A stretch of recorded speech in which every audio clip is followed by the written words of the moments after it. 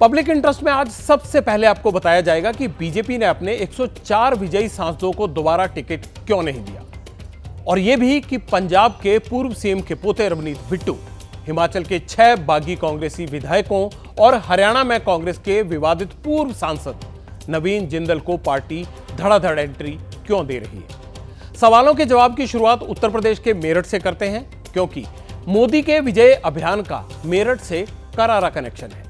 2014 और 2019 लोकसभा की तरह इस बार भी बीजेपी का प्रचार अभियान मेरठ से ही शुरू होगा। 28 मार्च गुरुवार को मेरठ में होने वाली प्रधानमंत्री नरेंद्र मोदी की रैली से बीजेपी के चुनाव प्रचार अभियान का आगाज होगा, जहां से बीजेपी ने इस बार टीबी के राम यानी अरुण गोविल को उम्मीदवार बनाया है। अरुण गोविल बीजेपी का नया चेहरा है, जिन्हें लगातार 3 बार से सांसद राजेंद्र अग्रवाल की जगह मेरठ से चुनाव में उतारा गया है। राजेंद्र अग्रवाल बीजेपी के अकेले नेता नहीं हैं जिनका टिकट कटा है।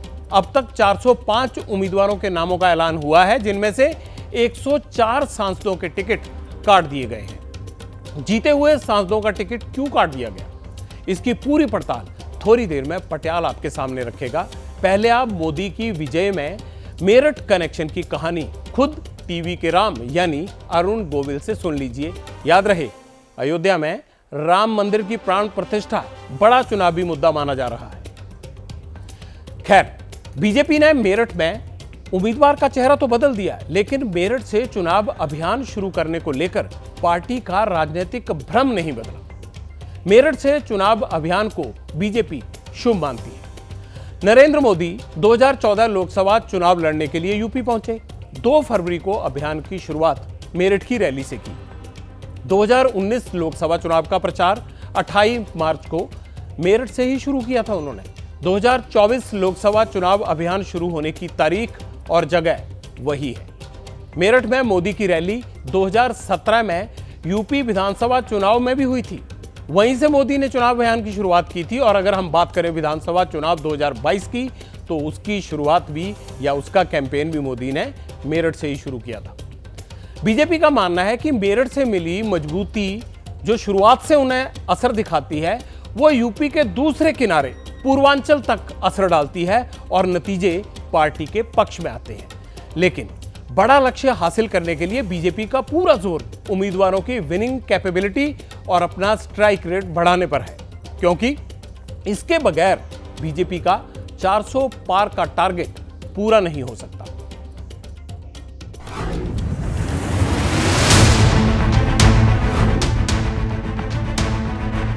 जब से ये हुआ है कि मुझे मेरठ से चुनाव लड़ना है, तब से वहाँ का मेरा पुराना घर, मेरे जिन गलियों में, जिन कूचों में, जिन स्कूल्स में मैं पढ़ा हूँ, वो सारे मेरी नज़रों के सामने जो है वो घूम रहे हैं। वो भी सेवा का एक रूप था, और अब ये लोगों की सेवा का, हमारे भाइयों बहनों की सेवा का एक दूसरा रूप अब यहाँ से शुरू होगा।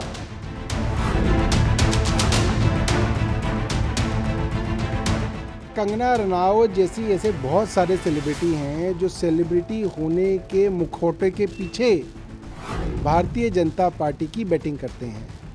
कंगना रनावत के बारे में सब लोग जान रहे थे कि भारतीय जनता पार्टी की बैटिंग करती हैं, और कल नहीं तो परसों इन्हें भारतीय जनता पार्टी का टिकट मिलेगा, और ये अब साबित हो गया। हर सीट पर कौन जीत सकता है उसी को मानदंड रख के चुना जाता है, और वैसे ही जीतने वाले कार्यकर्ताओं को टिकट मिली है।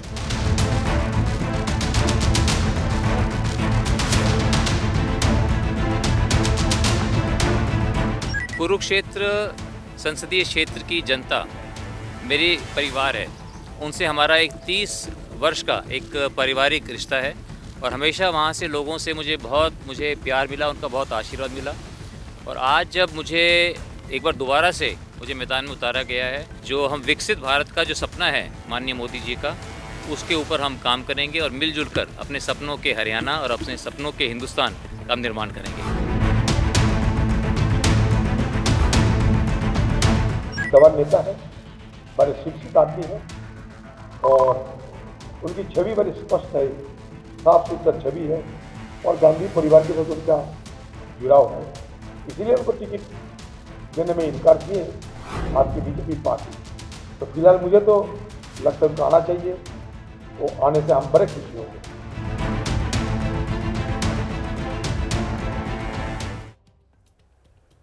बीजेपी ने अपने 104 सांसदों के टिकट काट दिए हैं, ये बड़ी बात है। बेटिकट नेताओं की लिस्ट इतनी लंबी कैसे हो गई? इसके परीक्षण से पहले आप कुछ ही आंकड़े देख लीजिए। 2019 में बीजेपी ने 303 सांसद जीत कर आए, उसमें से 104 सांसदों को टिकट नहीं मिला। पार्टी ने अपने 1/3 सांसदों का टिकट काट दिया।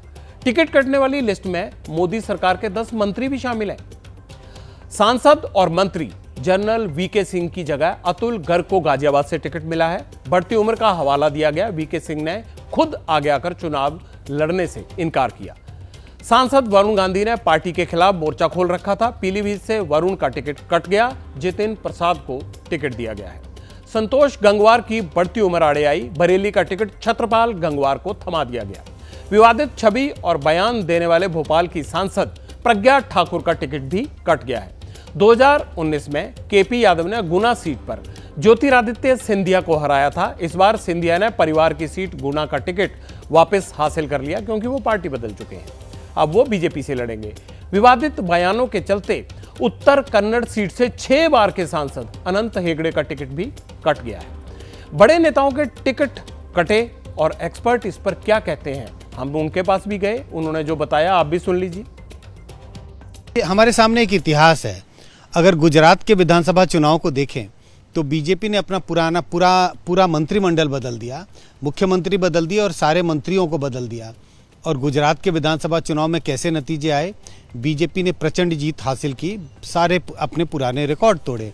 कई राज्यों में देखने को मिला है, जब उन राज्यों में विधानसभा के चुनाव होते हैं तो सिटिंग एमएलएस को हटाकर बीजेपी नए चेहरों को लेके आती है। और ये नए चेहरे होते कैसे हैं? ज़्यादातर युवा चेहरों को लेके आती है। पिछले कई चुनाव में, कई साल में ये देखने को मिला है कि बीजेपी को इसका फायदा होता हुआ दिखाई पड़ता है। 24 के चुनाव में भी यही ट्रेंड होने की गुंजाइश है। लगता है बीजेपी को इससे फायदा होगा और सोच समझकर बीजेपी के द्वारा अपनाई गई ये रणनीति है, और नुकसान होता हुआ तो मुझे दिखाई नहीं पड़ता। मोदी सरकार में कई ऐसे मंत्री हैं जिनकी सरकार और संगठन दोनों में पकड़ है, लेकिन ऐसे नेताओं की जनता में कितनी पैठ है? इस बार के चुनावों में इसकी भी टेस्टिंग होनी है। 7 केंद्रीय मंत्री इस बार लोकसभा चुनाव लड़ने के लिए उनको उतारा गया है। पीयूष गोयल को मुंबई नॉर्थ से, धर्मेंद्र प्रधान ओडिशा के संबलपुर से उतारे गए हैं, सर्बानंद सोनोवाल असम के डिब्रूगढ़ से उतारे गए हैं, ज्योतिरादित्य सिंधिया मध्य प्रदेश के गुना से, मनसुख मांडवीय गुजरात के पोरबंदर से उतारे गए हैं, भूपेंद्र यादव राजस्थान के अलवर से, पुरुषोत्तम रूपाला गुजरात के राजकोट से चुनाव मैदान हैं। ये सभी चेहरे मोदी सरकार में केंद्रीय मंत्री हैं। इनके अलावा कुछ राज्य मंत्री भी लोकसभा चुनाव लड़ रहे हैं। केरल की तिरुवनंतपुरम सीट से राजीव चंद्रशेखर, अंतिगल से वी मुरलीधरन, नीलगिरी से एल मुरुगन बीजेपी ने उम्मीदवार बनाए हैं। ये वो चेहरे हैं जिनको अब चुनाव लड़ना पड़ेगा। बीजेपी उम्मीदवारों की लिस्ट में 7 पूर्व मुख्यमंत्रियों का नाम भी शामिल है। इस बार कोई कसर नहीं छोड़ रहे हैं। चुनाव जीतने के लिए, नंबर बढ़ाने के लिए, वोट परसेंट अप करने के लिए हर ताकत लगा दी है बीजेपी ने। प्रधानमंत्री नरेंद्र मोदी तीसरी बार वाराणसी से उम्मीदवार हैं।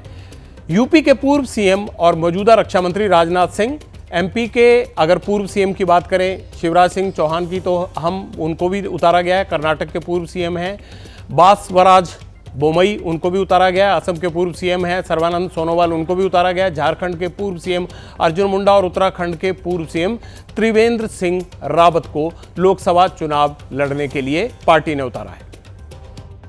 कुछ पार्टियों में तो जो बड़े दिग्गज नेता थे उन्होंने टिकट लेने से, चुनाव लड़ने से इनकार कर दिया। बीजेपी में ये नहीं चल सकता, ये भी एक मैसेज है।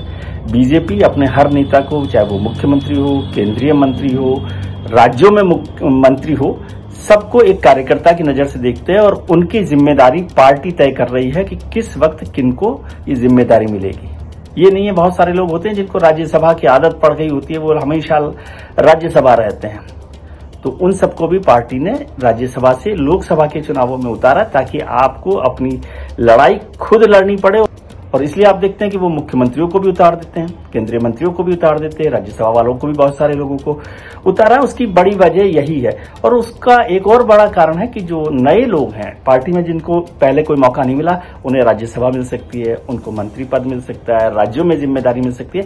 यानी पार्टी में हर कार्यकर्ता को ये उम्मीद हो कि एक दिन तो उसका नंबर आएगा। अब मैं आपको बड़ी जीत के लिए बीजेपी के एक एंट्री एग्जिट प्लान की कुछ बड़ी तस्वीरें दिखाना चाहता हूं। जहां दिग्गज उम्मीदवारों का टोटा है, वहां दूसरे दलों से दमदार नेताओं का इंपोर्ट भी थोक में किया जा रहा है।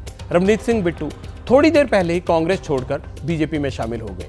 बिट्टू पंजाब के पूर्व सीएम बेअंत सिंह के पोते हैं, लुधियाना से कांग्रेस के लोकसभा सांसद हैं। बीजेपी पंजाब में इस बार अकेले चुनाव लड़ रही है। शिरोमणि अकाली दल के साथ अभी कोई समझौता नहीं हुआ, इस बात से इनकार आ गया। लेकिन पंजाब की 13 सीटों के लिए बीजेपी के पास जिताऊ चेहरों की कमी है, इसीलिए इंपोर्ट एक्सपोर्ट का काम शुरू हो गया है। पार्टी को मजबूत उम्मीदवारों और जनाधार वाले चेहरों की जरूरत है, इसीलिए बिट्टू बीजेपी के साथ हैं और बहुत जल्द उनकी उम्मीदवारी का ऑफिशियल अनाउंसमेंट भी सामने आ सकता है। गुजरात से अर्जुन मोडवाडिया कांग्रेस छोड़कर बीजेपी में गए, विधायक पद से इस्तीफा दिया। बीजेपी ने उसी सीट से मोडवाडिया साहब को उपचुनाव में उतार दिया। बीजेपी की साथ आओ और टिकट पाओ स्कीम में भी सबसे तेज पूर्व कांग्रेस नवीन जिंदल निकले। बीजेपी में शामिल होते ही कुरुक्षेत्र का टिकट मिल गया उनको। पहले जिंदल कुरुक्षेत्र से ही कांग्रेस के सांसद थे, अब बीजेपी के टिकट पर लड़ेंगे। शिबू सोरेन की बड़ी बहू सीता सोरेन झारखंड से जेएमएम विधायक थी, परिवार से अनबन थी थोड़ी, पार्टी छोड़कर बीजेपी में गई। दुमका से लोकसभा का टिकट मिल गया। हिमाचल प्रदेश में 6 कांग्रेस विधायकों ने बगावत की। 3 दिन पहले वो बीजेपी में शामिल हुए। अब बीजेपी ने बगावत का इनाम देते हुए 19 सब सीटों पर उपचुनाव के लिए इन सबको बीजेपी के टिकट पर उतार दिया, जहां से वो पहले कांग्रेस के एमएलए हुआ करते थे। विधानसभा हो या लोकसभा, जीत कहीं भी हो, उससे मोमेंटम तो बनता है, जो बीजेपी के लिए बूस्टर डोज की तरह भी काम करता है, जिसके लिए फिलहाल 3 बड़े मकसद हैं। क्या मकसद है बीजेपी के लिए? पहला है 50% प्लस वोट शेयर करना। दूसरा मकसद क्या है? 80% का स्ट्राइक रेट। और तीसरा मकसद है 400 पार के टारगेट को पूरा करना। लेकिन जीत के लिए पार्टी में आओ टिकट ले जाओ वाली स्कीम में अब विरोध भी सामने आने लगा है। अब पार्टी के अंदर से ही ऐसी आवाजें उठने लगी हैं जिसमें आदर्श के बारे में बताया जा रहा है। मेरी पार्टी के पास 3 चीजें थी: समर्पित कार्यकर्ता, देशभक्ति की विचारधारा और मूल्य आधारित राजनीति। इन 3 बातों के कारण उस वक़्त की दुनिया की सबसे छोटी पार्टी को मेरे देश की जनता ने दुनिया की सबसे बड़ी पार्टी बनाया। तो मैं यही कहता हूं, जिस कारण हम यहाँ पहुंचे वो बातें हमको छोड़नी नहीं चाहिए। परिस्थितियां तो नहीं बदली, मनुष्य परिस्थितियों को बनाता है, मनुष्य परिस्थितियों को बदलता है। पर मैं कह रहा जो कुछ हो रहा है इस मुझे मत पूछो। उपचुनाव में जहां कांग्रेसी विधायकों को बीजेपी के टिकट पर उतारा गया है, वहां पर बीजेपी में बगावत के सुर भी उठने लगे हैं। हिमाचल प्रदेश के लाहौल स्पीति से कुछ तस्वीरें आई हैं, आप भी देखिए और समझिए क्या कहती हैं ये तस्वीरें। करेंगे, यही करते रहेंगे, इनके अलावा कोई नहीं आ सकता। रवि ठाकुर जो अपनी पार्टी का नहीं हो सका आज तक, अभी वो जिसने 1.5 साल के अंदर अपनी पार्टी बदलती, 1.5 साल भी नहीं हुए, पैसों के बलबूते वो लोगों को जीतता है, वोटर जीतता है, उसी के जीत पे वो आज इतना वो कर रहा है। आज वो बीजेपी में आता, उसे हमारे सिर पे बिठाया जाता है, तो हम किस मुंह से कहाँ जाएंगे हम लोग? आप खुद सोचिए, हमारी भी तो एक सेल्फ रिस्पेक्ट है, हम कहाँ जाएंगे, क्या करेंगे हम? मेरा यही डिसीजन है। जिस तरह सभी यहाँ पे वरिष्ठ कार्यकर्ता बैठे हैं, मैं भी चाहूंगी कि हम लोग सामूहिक तौर पे आज रिजाइन देने को तैयार है। मैं यही घोषित करती हूँ, आप सब अगर चाहते हैं।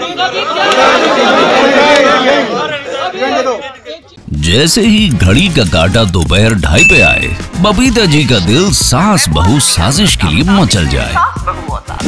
और ये है इनकी बहू, पूरे दिन ऑफिस की टेंशन हो जाए गॉन जब ये करें अपना फेवरेट शो फ्री टाइम पे ऑन। इनकी तरह आप भी देखिए अपना फेवरेट शो अपने टाइम पर और डाउनलोड कीजिए एबीपी लाइव ऐप अपने स्मार्ट टीवी पर।